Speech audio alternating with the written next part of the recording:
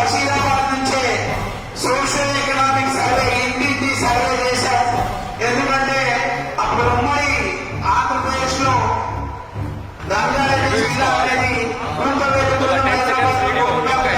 ఇక్కడ స్థితిగతుల పైన అప్పుడున్నటువంటి రాజశేఖర రెడ్డి గారి ప్రభుత్వాలు ఒక నివేదిక ఇవ్వాలని ఏదైతే దురదృష్టకల్పంతో ఆలోచన చేసినామో ఆ యొక్క కార్యక్రమం కూడా కాంగ్రెస్ రాష్ట్రం నుంచే జరిగింది.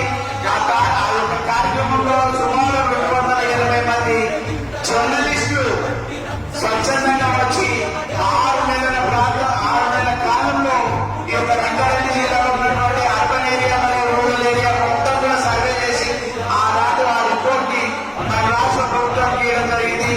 దాన్ని దృష్టిలో పెట్టుకొని మన తెలంగాణ ప్రభుత్వం వచ్చిన తర్వాత కూడా సమగ్ర కుటుంబ సర్వే చేయడం జరిగింది. అందులో ఉన్న క్వశ్చనర్స్ ఇందులో ఉన్న క్వశ్చనర్స్ 95% మన యొక్క మ్యాచింగ్ ఉంది. అంటే మనకి సుమారు 2 దశాబ్దాల క్రితమే సమగ్ర సమాచారం జరగాలి.